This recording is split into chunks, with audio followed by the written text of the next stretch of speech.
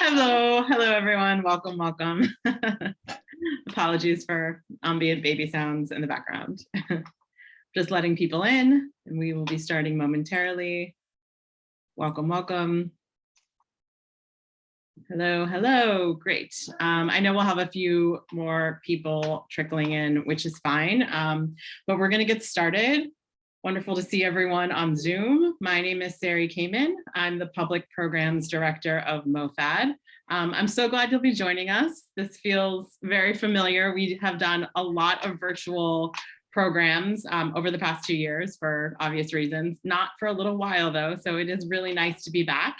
And it's great to have the chance to say hello to our community at large, not just based in New York City. So I really appreciate everyone joining us tonight. And I'm curious where you all are tuning in from, so feel free to use the chat button, the chat function at any point. You can write comments during the conversation, and you can write and tell us where you're watching from, because that's always fun to see where everybody is based. So if you don't know, Museum of Food and Drink, like I said, we do lots of programs. If you're based in New York, we're doing programs in a couple different locations in New York and in the city and in Brooklyn. And then we're also doing virtual programs again. So you should sign up for our newsletter if you have not, because that's definitely the best way to follow us and know where we are at any given time. So we have a really exciting conversation about to happen. I'm happy to welcome Jorge Gaviria. He is the founder of Masienda. I'm sure some of you are already very familiar with Masienda. And he is the author of the cookbook Masa, which is the reason that we're here this evening. And we're also so lucky to have Alicia Kennedy in conversation with Jorge this evening. She's a writer. I'm sure many of you follow her newsletter. And she also has a book coming out called No Meat Required, which will come out later. And hopefully we'll get to talk about that when it does. So I'm really happy to turn the conversation over. Alicia, you can kick it off whenever you're ready. Just to note that you all are muted. You can turn your cameras on if you want, and there'll be time to do Q&A, and you can use the chat function for that at the end of the program. So thanks so much for being here. Hi, everyone. Thank you so much for coming out tonight. I'm so excited to talk to Jorge about his book and his work with Masienda. And, you know, to start things off, I wanted to ask Jorge a question that I always think establishes people nicely, and I used to ask it on my podcast. So can you tell us about where you grew up and what you ate? Yeah, first of all, thanks, Alicia. Great to be here. Very cool. Been a long time coming, and with MOFAD no less. But I'm from Miami originally, not Ohio, which I've increasingly got questions about, but Florida, to be sure, Florida man. You know, my dad was born in Cuba, my mom was born in Mexico, and I'd say I grew up in a pretty Cuban household for the most part, but with a lot of blurred lines because my parents traveled just by kind of necessity all throughout Latin America looking for stability, you know, and so living in Puerto Rico actually for a number of years, Dominican Republic, Mexico, you know, really kind of all throughout. And I think my diet was really informed by all of those experiences. Not to mention, like, Miami's a pretty big melting pot of Latin cultures in general. So, you know, everything from, you know, congri to carnitas and, you know, pupusas to, you know, toaster tostadas with Munster cheese. Like, it was a pretty eclectic Latin fare on the menu with, you know, some nice menu options every once in a while at Macaroni Grill. If we were so lucky to go out to dinner, you know, it's, at the end of the day, it was Florida though, so not too many options outside of what I shared. Well, you told me that right before we started, you said that when you started to work on Masa, you reached out to Betty Fussell, the food writer. Yeah. And why her? Before I ask you the question that I had based on her writing. I wanted a gut check to make sure I wasn't crazy to start a book, you know, like that was this sort of focused in nature. And she, for those who are not familiar with Betty Fussell, she wrote The History or the Story of Corn. I always get them confused, but pretty much like a tome on corn, like anything you would want to know, with the exclusion of masa. She didn't go super deep into masa. And I kind of just asked her for her blessing and just for some advice on what to expect, and actually visited her. She's in she says she's in an old folks home in Santa Barbara, and like kind of took her out to lunch during the pandemic, which was a major illegal move. She asked me to like break her out, and we chatted for like 2 hours. And I think for her, she felt that she sort of started this conversation, or not even started the conversation, but I think created a platform for talking about this conversation in more deep ways, and was just so happy to see it continue to evolve and swell, and was looking forward to reading the book. I haven't shared it with her yet, though. Oh, well, what I wanted to ask was based on this really great line she had, which was, to say the word corn is to plunge into the tragifarcical mistranslations of language and history. And so to you, why is the history of what we commonly call corn in English so complex, yet becomes so simplified in the popular US imagination? Yeah, I think it's a great question. And I don't think it's dissimilar to other foods that, other staples that we kind of take for granted these days, across cultures. But I'd say the main reason of sort of the shorthand is like the convenience that's associated with these foods in a kind of post-industrial world, right? Like we've just lost more and more touch, in connection to these foods that we know and love, because we're ordering them on Postmates, or they're already made for us at the grocery store and can sit on shelves for a really long time.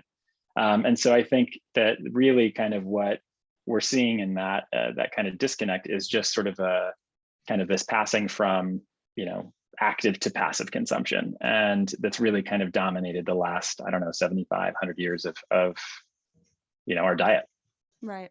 And why you talk about this in the book, but for folks who are here, can you talk about how you ended up starting Masienda and how you ended up getting into the food world to begin with?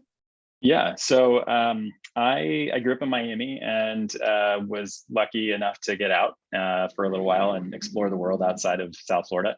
I studied in New York City, and when I graduated, I taught for about 2 years, and just everything that I found myself kind of teaching, the easiest way to communicate that to middle school students was through food. And so like anything from, fractions and ratios communicated through cookbooks to, history, like it all just sort of, food was an easy kind of a cheap entry point that I could always count on. And the more I paid attention to it, the more I realized I just needed to spend time in food and not go to law school, which was my plan at that time. So I worked actually in abroad in farms. I came back, I worked in restaurants. I worked for Danny Meyer, and the most recent restaurant I worked for was Blue Hill at Stone Barns. And it was there that I kind of realized that, these foods that I was really passionate about, this sort of the story and connection to food and source, and people behind it and the culture behind it, to me was really noticeably absent from the foods that I grew up eating. Like everything, kind of all the staples that I mentioned earlier,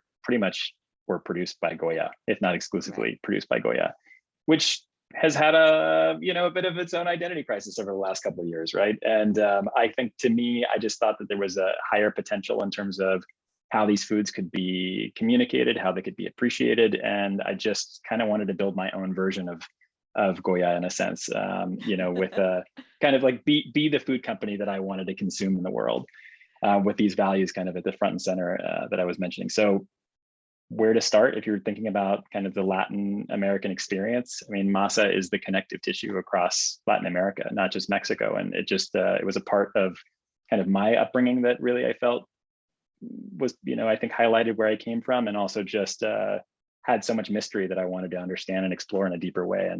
And that's where I started.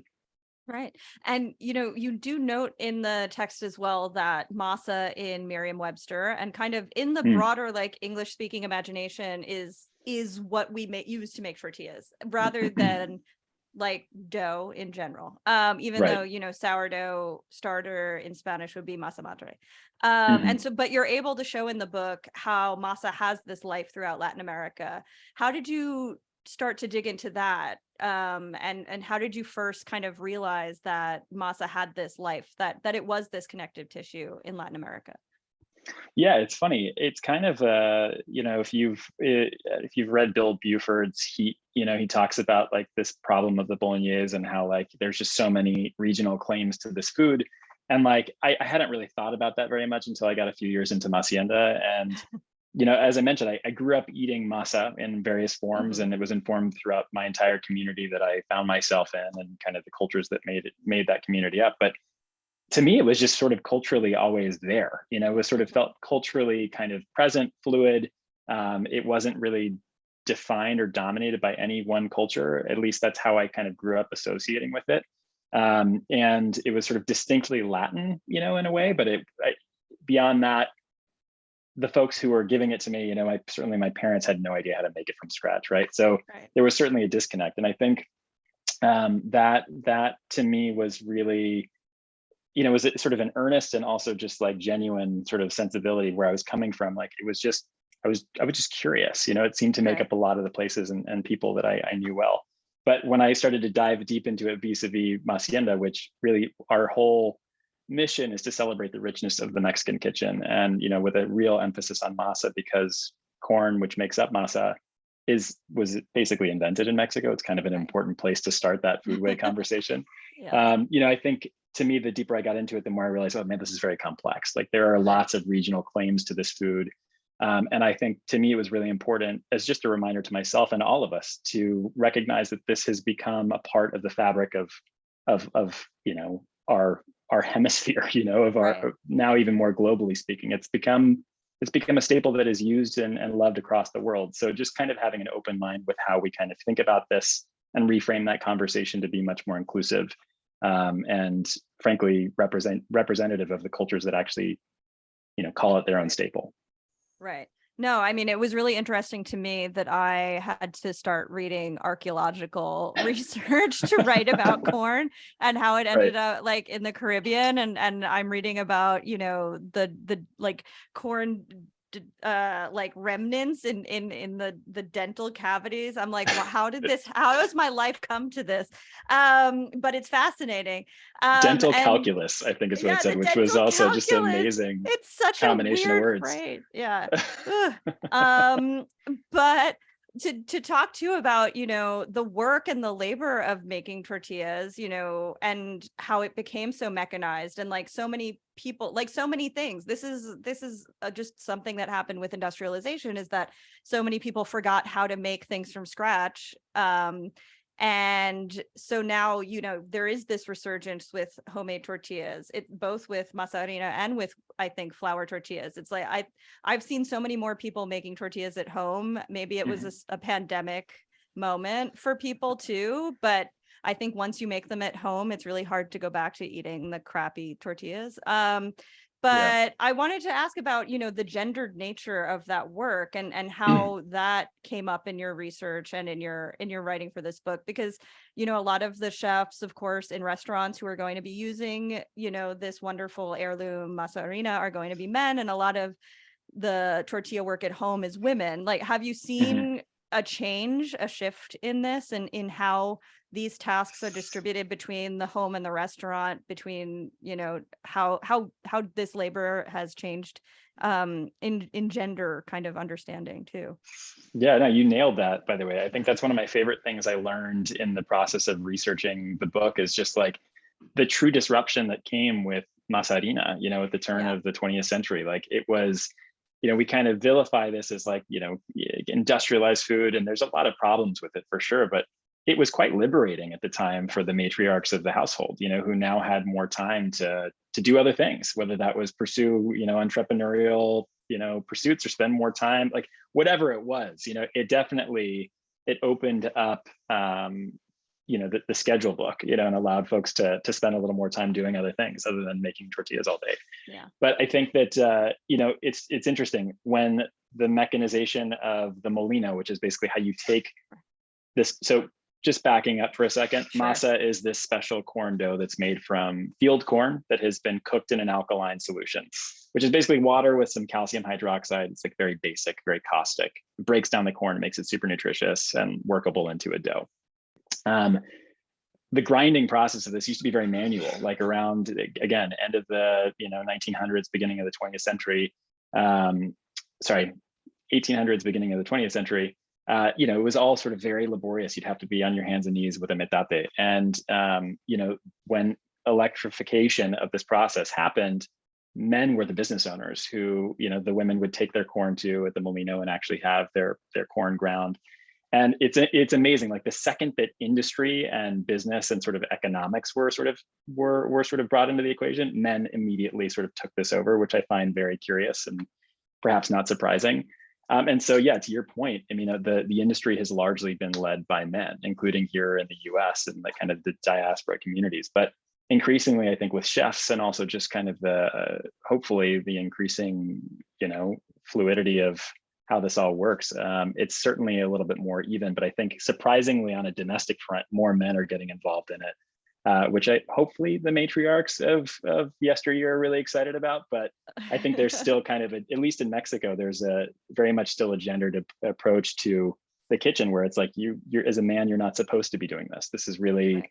If you do, it's sort of a question of your sexuality or your masculinity. It's sort of at stake. Right. So it's still complicated.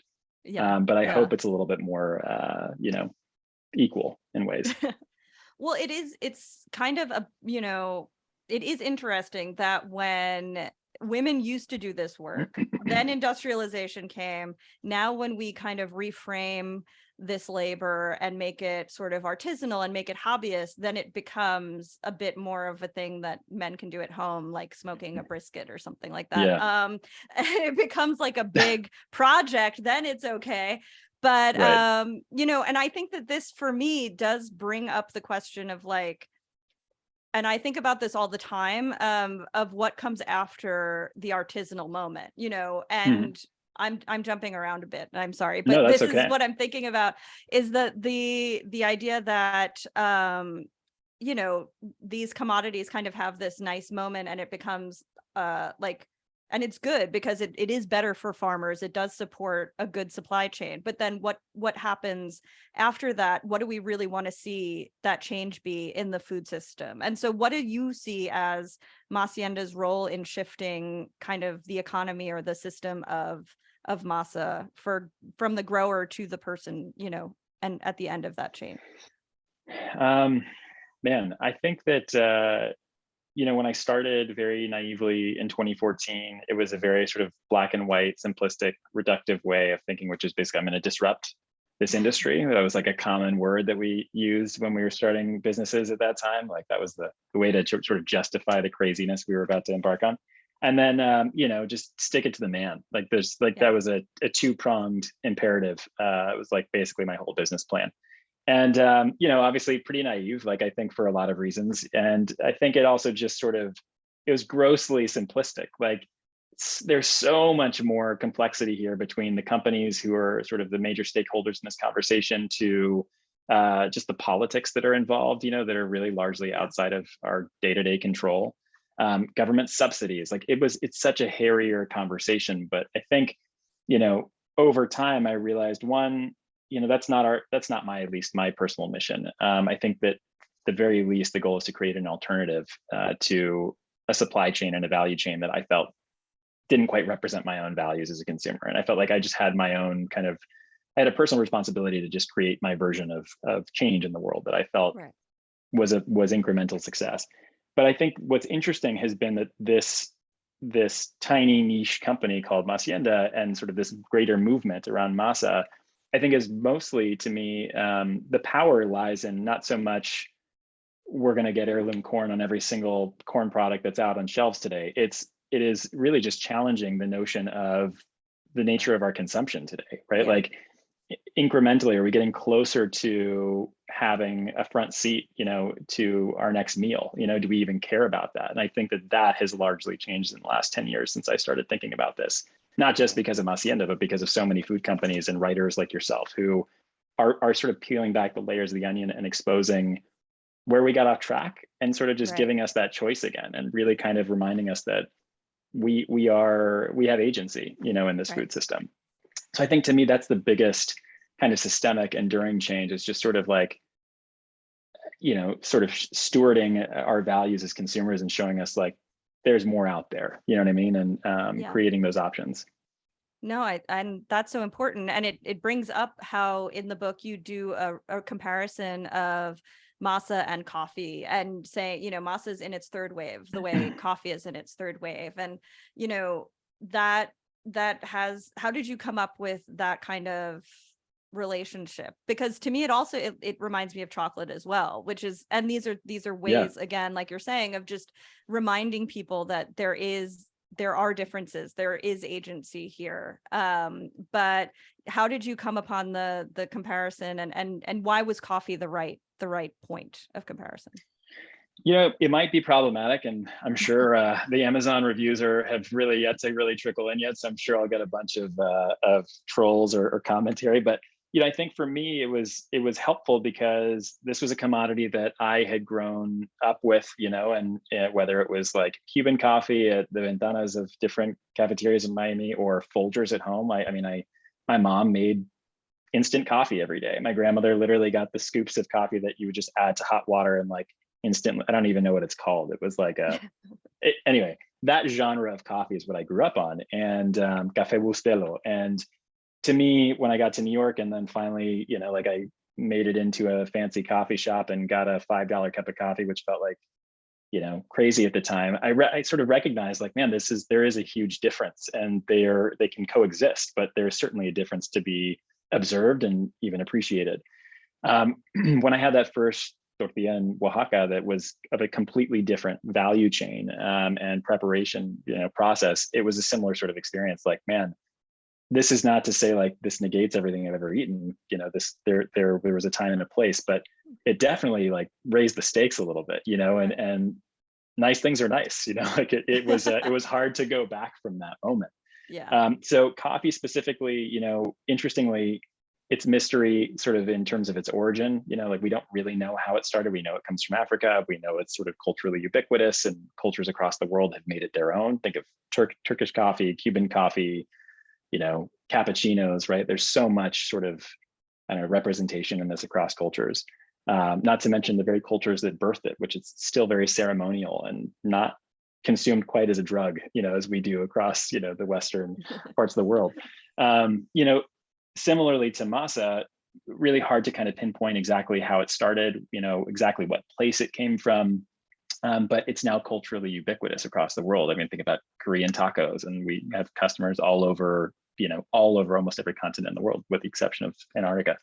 So I think there's that. There's also just like from a processing perspective, to take raw corn or raw coffee, there's an enormous amount of sort of value and process that has to go into it to get it to a place where it's like readily consumed and can be appreciated.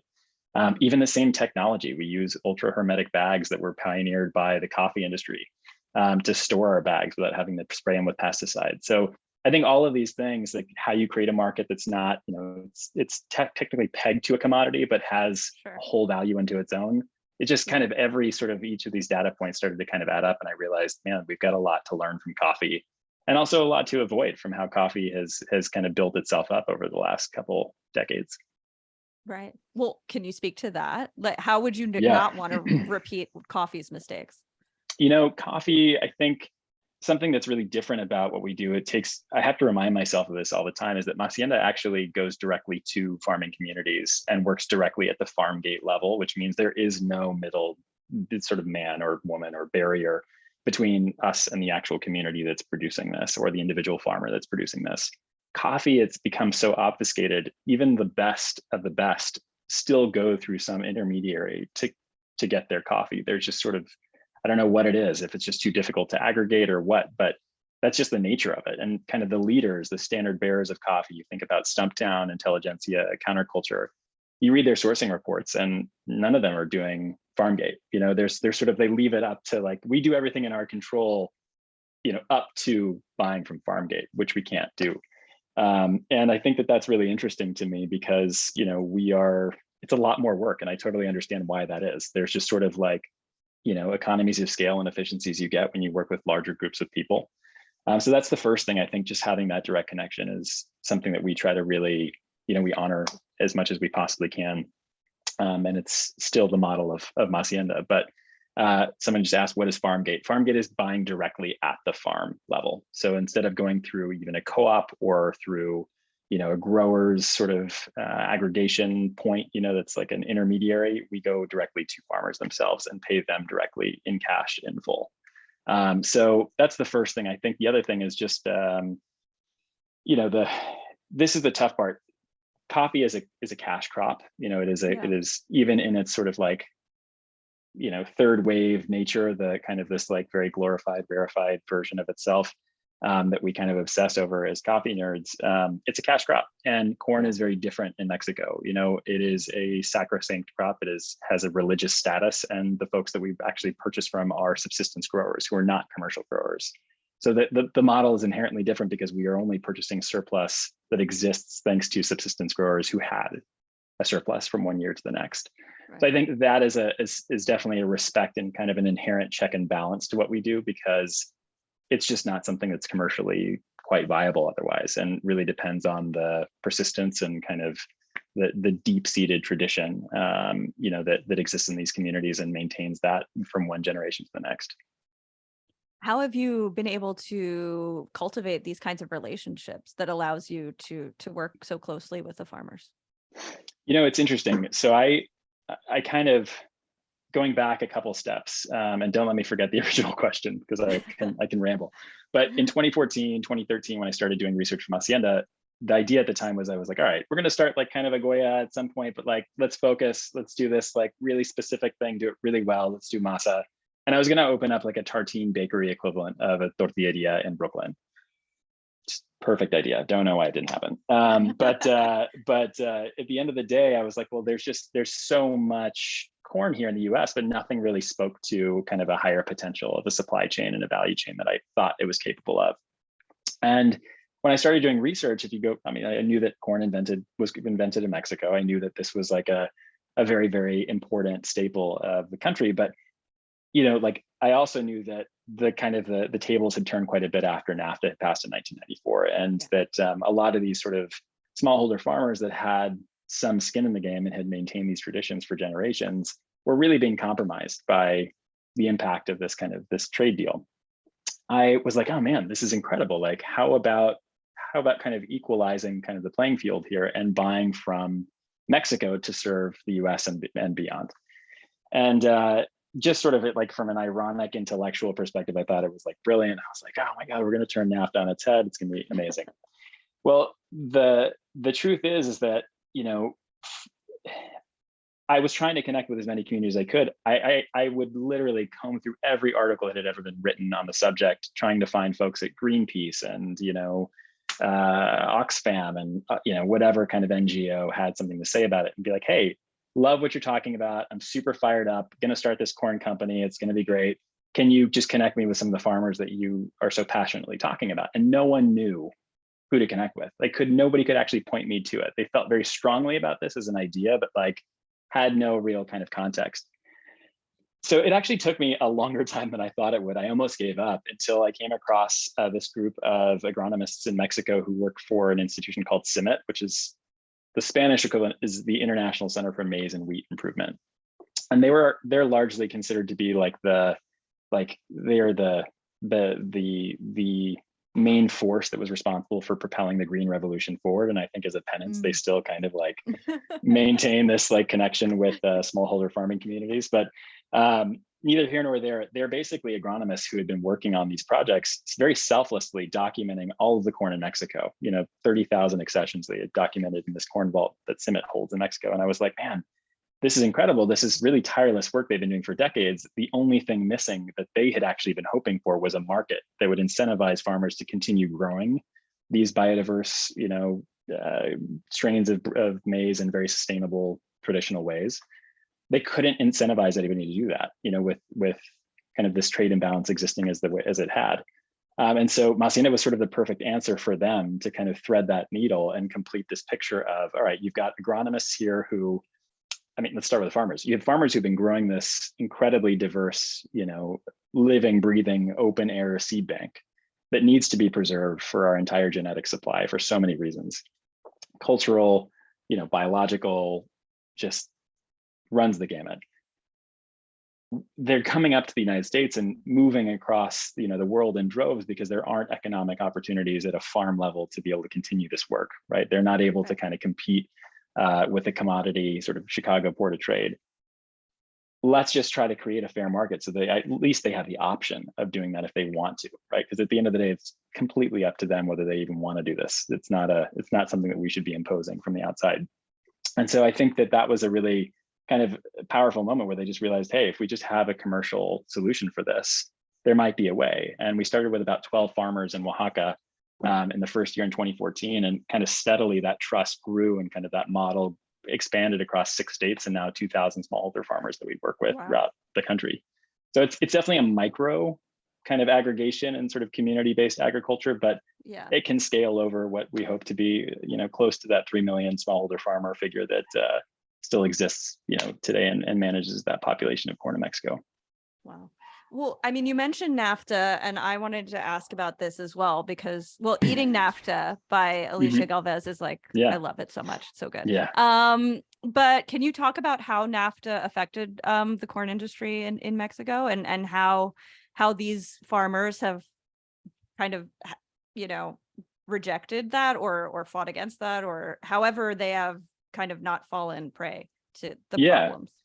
I mean, it's interesting. I think like the best way to sort of illustrate that, in the romantic way, or at least the way that I like to think of, which still gives farmers agency in this conversation, is that, you go to Mexico, you go to even the most rural communities that we work in that are strictly kind of indigenous communities, Spanish is not spoken whatsoever. And you see 2 brands, on street road signs as you're kind of driving through these towns. One is Coca-Cola and the other one is Syngenta, which is of course one of the largest agro businesses in the world, next to Monsanto and DuPont Pioneer and all those guys, which is pretty amazing. Like just thinking about a branding kind of communication perspective, like these priorities of like what is trying to be sold to these communities. And I think Coke has been more effective, just easier sell for a lot of reasons. Sadly, but the Syngenta piece has had a much tougher time trying to sell, these inputs to farmers. One, because sadly, there's not enough money to really support the inputs that are needed to make that whole cocktail of kind of that agri-cocktail work, right? Between the fertilizers and the pesticides and then the seeds themselves that you have to buy year over year. So economically, there's just it's just like doesn't work. It's a bit of a non-starter. But if you actually ask to do a taste test, which CIMMYT has done with these communities, to kind of just say like, hey, these are improved varietals, these are hybrids, they'll perform 4 to 5 times in terms of yield, as long as you're buying them year over year and using all these other things, which one tastes better? And at the end of the day, farmers are just like, without a doubt, they gravitate toward what they know and what, frankly, objectively and subjectively just tastes like leaps and bounds better than the competition. And so I think despite kind of all of these really kind of watershed moments, beginning with NAFTA and just increasingly kind of globalized economy, flavor and taste just wins out, right? And also in addition to the traditions, obviously, that make those possible. So I think that's how it's persisted, but there is a definite concern around the fact that these are just similar to the US. Farming populations across the world, especially in Mexico, are getting older. And there's not a clear sort of younger generation that's wanting to take that up because it's just such difficult work, especially when it's done in this incredibly traditional way, sort of the meat buck culture, which is through crop companionship and crop rotations and being a real steward of the land. It's hard work. Yeah. So there isn't like a younger interest in agroecology and that sort of thing happening, or? You're seeing it. I think a lot have gotten into kind of the academic parts of that and less in sort of like the hands-on community piece. It's difficult across the board. Yeah. So from what I've seen, at least anecdotally, I'm definitely not an expert on it, but I think we are seeing increasingly some co-ops being started by younger generations. In fact, one of the first partners that we worked with through CIMMYT and another kind of governmental agency in Mexico, he really wanted to see the work that we were doing with Masienda. He wanted to bring that home to his own, family. And so he started his own sort of co-op that's basically his entire family that aggregates corn year over year. And that's his contribution to kind of sustaining, the traditions that he feels so attached to. Rather than staying in Oaxaca City, where there's such a higher density of population, he went, 8 hours off the beaten path to to, a lesser, in terms of just lesser attention had been given to that community, and found a way to kind of restore and revive that population and celebrate it to being a much more thriving kind of enterprise for farmers who are thinking about potentially selling their surpluses. Cool. And I know Masienda's calls everything their heirloom masarinas. Can you talk about what that word means and what it looks like in practice? Yeah, so an heirloom is anything that has been passed down, a value from one generation to the next, and in this case, it's seed. So heirloom is very specific in terms of the fact that it's open pollinated. You can easily plant it from one year to the next. They are selected for, when you see an entire field of corn, an heirloom field of corn, corn of heirloom, a field of heirloom corn. You are, selecting for the ears that have, the best cob density. You're looking at, which ones haven't fallen over and tipped over in the fields, which one has the most beautiful color, and you'll take that cob and you'll select seeds and you'll plant that one year to the next.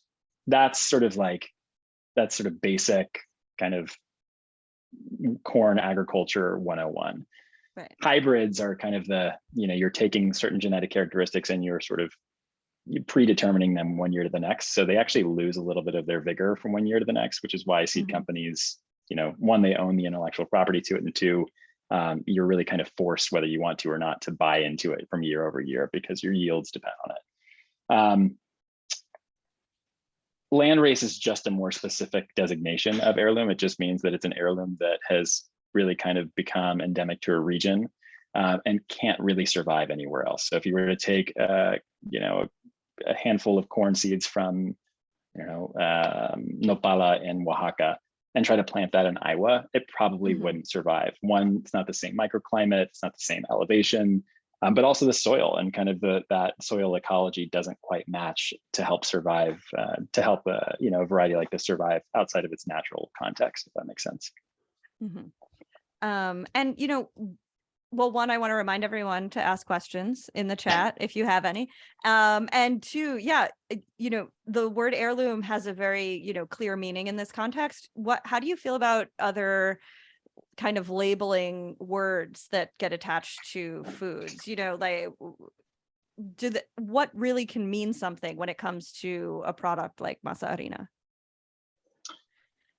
So I guess in terms of that, you're like, I might need a little more. I mean, like organic, fair trade, those kinds of things. Like, what to you do those really have meaning in this context? Or it's a great question. I think if we think about coffee, building kind of a similar model, one that we could, because there was an unprecedented, moment here when we were getting into Masienda. Nothing had ever really been started like this at scale. And so for corn specifically, coffee was the closest thing I could think of. Fair trade was definitely the moniker that, or like the certification that I most commonly saw with that. And I was like, man, we have to get fair trade certification to kind of legitimize this. What I realized is one, the big three coffee companies I had mentioned before, they actually started out all trying to get that certification, and at a certain point opted out of it because the brand itself communicated more of those values and those core principles than any certifier could. They just couldn't, those certifiers don't quite get it right. They don't get the full picture. And in our case, whether it's fair trade or even organic, and we've tried to pursue both of those independently and also for the purpose of getting regenerative organic certification, it's such a racket, I hate to say it, it's really designed for significantly larger companies or that are commercial in scale and nature. Subsistence corn agriculture just fell outside of that model, which meant that, it was really incumbent upon us to share and celebrate the details and the complexity and the nuance of the story there so that people could understand that this is different. This is not a shorthand way to kind of consume, right? This is something that you really need to understand, firsthand what goes into it, what the true cost of this food is. And I think that value definitely comes through and increasingly sort of has normalized kind of what our expectation is of this commodity we've typically paid very little for over the last, 100 years. Do you feel that they've lost value because people have realized this? It's still, I still buy organic when I go to the supermarket because it's like the lesser of the evils, even though I know that organic is not necessarily what all that it means. It says it is. I think it's something we certainly try to strive for, to just kind of meet consumers where they're at, because it's, we do want to expand in the scale that we operate in. And these are, the mass market doesn't necessarily appreciate that nuance. You have a very short amount of time to communicate values. And, Right. all that we do is hard to kind of encapsulate in non-GMO or organic or fair trade. So I think we definitely want to make sure that we're covering those bases to the best of our abilities without compromising who we are and what we do. But it's hard. It's really hard for, I think, especially smallholder farming communities like this to be represented in the way we sort of, in kind of these structures and institutions we've created for consumers and the protection of consumers. They're kind of at odds with each other sometimes. Right. Well, can you tell us, to kind of finish my question, for you, like what does Masienda's Goya look like? What else is in the product line? Yes, well, starting out with heirloom corn, that's what we started to sell to chefs early on, and it's just because they were frankly, like the easiest consumers to kind of to help get the word out about this story and what the opportunity was here for kind of reclaiming the supply chain and the value chain. But the pandemic was super helpful in kind of catalyzing a larger movement of folks at the home cook level who wanted to become more active consumers, and take this process on, whether the kernel to masa process from the raw kernel or using masa harina, which was kind of the next iteration of what we started to offer at Masienda, which is basically the dehydrated version of fresh masa. Basically cooking from scratch, just add some water. Right. But it's definitely much easier than going from that whole kernel to masa process, which is like 12 hours. We offer the companion products that make corn possible. So beans, some spices, chiles, jamaica, hibiscus, but also now increasingly salsas and honestly, the kind of the tools that are actually needed to make this experience come to life at home, which is also quite hard to find something of quality out there, before we started doing this. So everything from, a tortilla press that's made by, our artisan partners in Mexico, to molcajete, which is, the basalt, way that mortar and pestle to make a salsa, with your hands. Like, it's just celebrating that connection. So it's not quite as like straightforward and cut and dry as a can of Goya beans, or lard or whatever else they offer. But it's certainly, I think, the kind of the really important basis that we needed to cover to start celebrating that connection that we should have to our food. Right. Well, what are you cooking at home lately? I have one working burner at home since I moved, and it's an electric burner that sometimes works, sometimes doesn't. So I try to make it pretty simple. Sopes are definitely one of my favorite masa shapes and just overall applications. Like, I've kind of rediscovered my own love for them. Sopes are basically just like a tortilla that has like a raised ridge around the outside that is a perfect vessel for salsa and like cheese, if you're into cheese. But it's definitely like it's one of the simpler applications. You don't need to like pile on a bunch of meat or vegetables. Like, just its simplicity of tasting masa with a little bit of salsa on it is like just perfection, and something that my 14-month-old also really likes.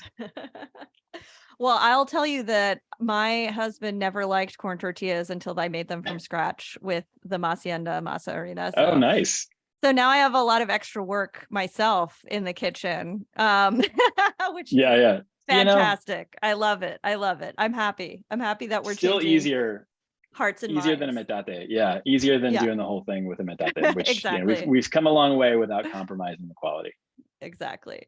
Well, all right. Well, to get into the Q&A, which we have some really like deep questions. I love it. Erin Drain asks, is there an inverse relationship between yield and concentration of flavor at all, like in wine, grapes? That's a great question. I think the short answer is that without understanding fully, I think the easiest way to understand it is that anytime you are concentrating kind of genetics for some kind of purpose related to yield, you are invariably stripping something. You're taking the focus away from something to put it somewhere else. So instead of kind of this harmony that exists between, in this case, corn, right? You've got a beautiful cob of corn that's like, maybe a little bit dense. It might be a little more prone to lodging in the field. just removing some of that density, through whether it's the proteins or the starches and kind of lightening it up changes the flavor characteristics of this. So I think that to answer the question, when you're getting into breeding and genetics, though you can breed for certain things, it is always at the expense of something else that you're taking out or deprioritizing. And in the case of big agriculture, it's almost always something that has a direct impact on flavor. So, just the actual breeding itself, this is how you prevent rancidity on shelves if you're expecting something to store for years at a time, or if you're using corn for things that have nothing to do with food, like ethanol or shoe polish, or, all of these industrial applications. It's about, like certain starch characteristics that frankly don't taste that good. And sometimes we actually end up eating the same thing, which is a bit of a bummer and kind of confusing. But yeah, everything that we work with in Mexico is specifically, selected for its application to Masa and the kind of the food way around that region and culture. Kathy Davies asks, how do you think buying from subsistence farmers is changing their community? Do you think you can scale relying on small farmers without changing their practices? Yeah, it's been a really tough thing to see increasing. Actually, climate change has really changed we haven't talked about that yet, but has made it increasingly difficult to reach scale even within a pretty vast network of individual farmers we work in now. But yeah, for us, the scale comes from just the network itself and the network effect. It's not from the individual farmers that, per capita, they really don't change their output year over year. I think we think about, scale in terms of American farms, or even kind of like a traditional commercial farm, wherever that may be. To give you an idea, in Iowa, the average farm size is like 333 acres. And in Mexico, it's about like 5 acres, and that's across pretty difficult terrain, oftentimes on sloped mountains and things like that, hillsides. It's not easy. And so I think for us, we're really respectful and mindful of the fact that this is something that's meant for, first and foremost, household consumption. Second to that, community consumption. So if they want to, sell in their local market and have the ability to do that, or want to do that, or make it available to neighbors, that's something that's really encouraged and frankly celebrated. And then we're really last. I think that, like in this whole equation, if there's anything beyond that to sell or offer, we're there and offer competitive terms for what's available. But there's sort of built-in checks and balances to that, both that we provide structurally as a company and kind of how we do our work, and also just tradition within the community. It's they're not easily willing to part with corn that they've grown themselves, because the amount of work that goes into it and the importance it has in the community. So for us, the only way to really scale that system is by working in more regions and kind of more communities that frankly don't all operate the same way. And so it's a big learning curve anytime we get into a new space, understanding kind of just what those minimums look like for each community, each farmer. And it makes for a pretty complex way of doing business that maybe makes scale a little slower, but certainly is possible. And I think there's a lot of room there for including more and more farmers into the conversation. We haven't even scratched the surface yet. Well, Hannah asks, as a barista, I had lots of conversations with customers around certification regarding organic, fair trade, et cetera, to introduce that nuance to customers. Is there, or could there be, any sort of avenue for similar conversations about Masa? Yeah, I spoke in the process of, so a very large clothing company that's very, very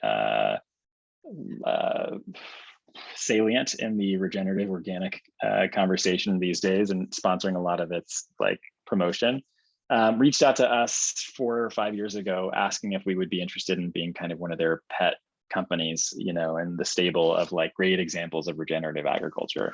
And they were actually even willing to kind of like help us fast track this with direct contacts with like, the folks who are responsible for the actual certification and like, scheduling the actual visits that are needed to do this work.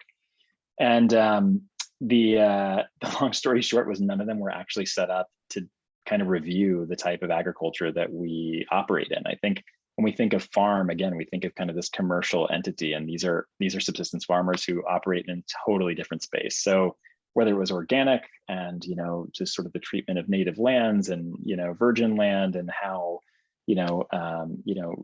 just these sort of like very traditional agricultural practices that are, again, at odds with sort of this modern commercial infrastructure, it was sort of like one roadblock after the next. And fair trade was even the worst, because they were saying that it was basically a pay to play. It was like, if you are a large enough commodity industry, we will basically make the investment of time needed for us to kind of like vet this and create a whole, standard operating procedure for how this should be certified.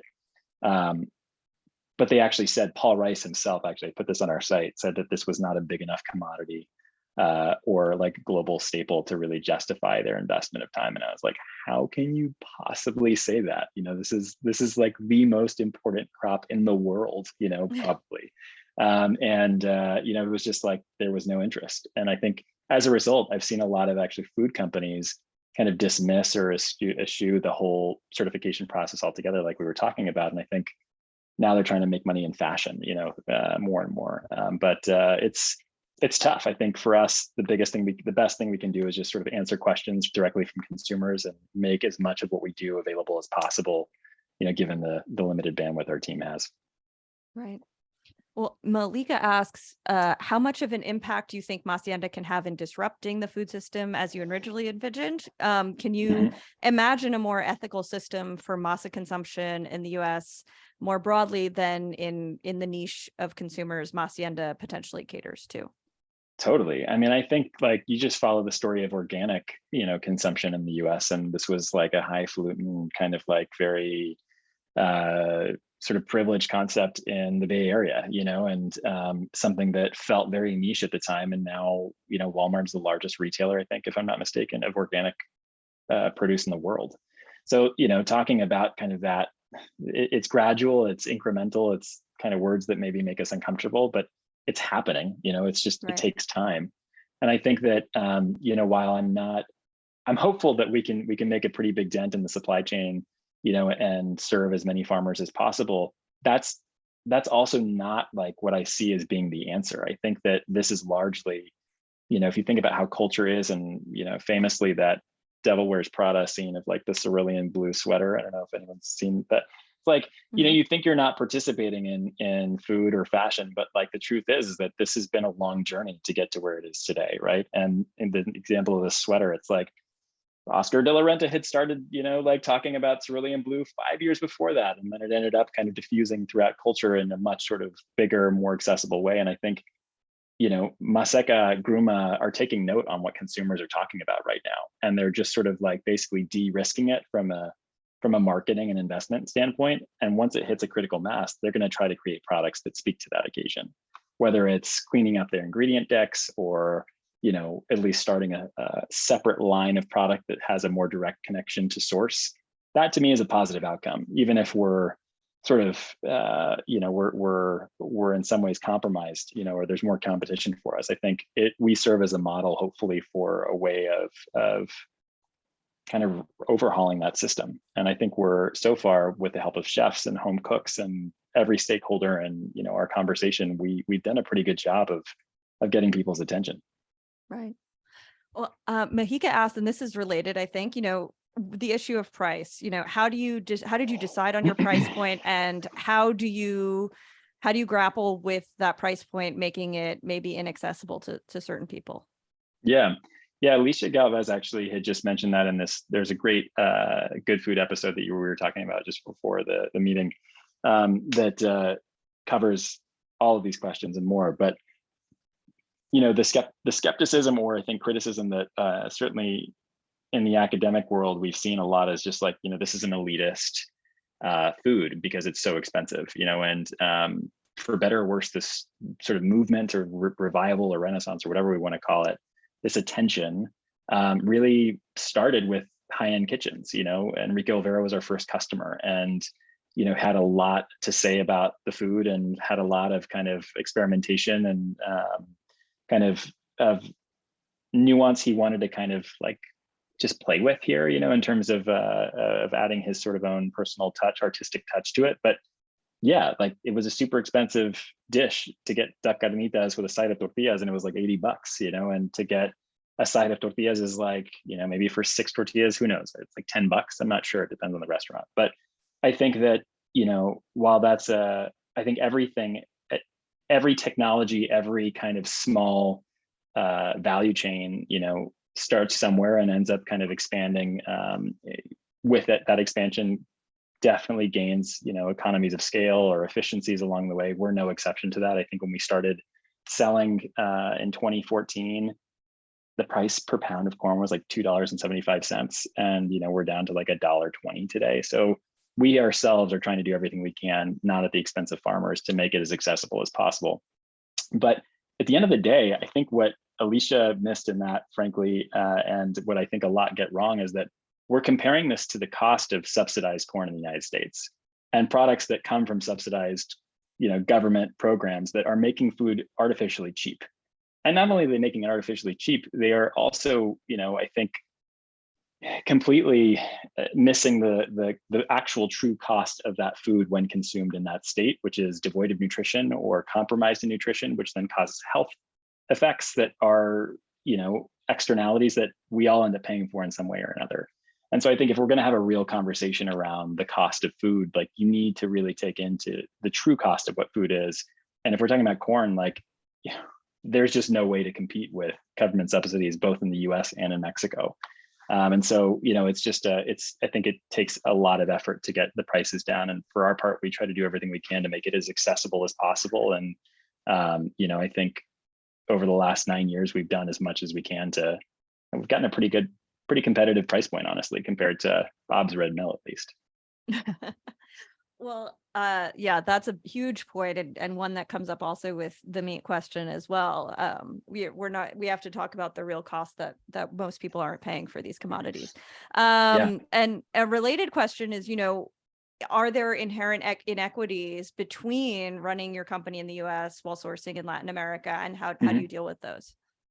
Yeah, I mean, what most people don't know is we only recently, as of last year, it was just 2 of us in the US and, close to 30 people on payroll in Mexico. So in terms of priorities, like, there's a whole support team in place, not just with actually like paid full-time team members of ours, but also just community leaders who we've been working with over the years that make this all possible. For us, that is a crucial link to what we do. It's not, to me, it is with the support and the leadership of the communities themselves to make this possible for those who want to participate in it. So I think, I feel enormously privileged to be able to do what I do, and to have that connection to food I love, and to be able to, share that with as many people as possible. But of course, that's not, it takes many villages to do what we do, and the support and coordination, and frankly, the financial resources to support them exactly with what they need to get it done. So I don't know if that answers the question, but there are a lot more folks involved with Masienda than I think, might seem, immediately apparent. Awesome. Well, to finish, this is a big question, but I think, or maybe not, but what are the theories about how people came to process maize into masa? Oh my gosh.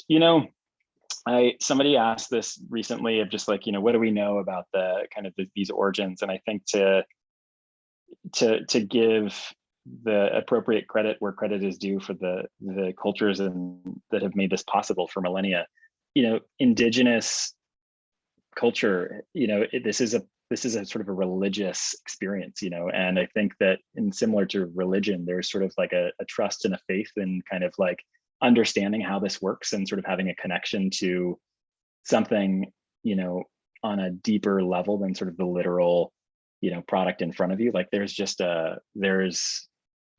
something deeper there that, you can't quite explain. It's a bit ineffable in ways. And I think for us, to kind of remember that, there's not always a scientific explanation, there's not always some kind of like literal, trial and error process, though there certainly was. I'm sure there was also some kind of, alchemy. And I think these traditions belong squarely to the folks, of these indigenous backgrounds who have made this possible. And that's the belief. And I think that, like, it's important to honor that and recognize that as part of the story, just as much as the kind of the science and technique that helped, it evolve as well. So I don't know if that answers the question, but it's a tough one. I love that.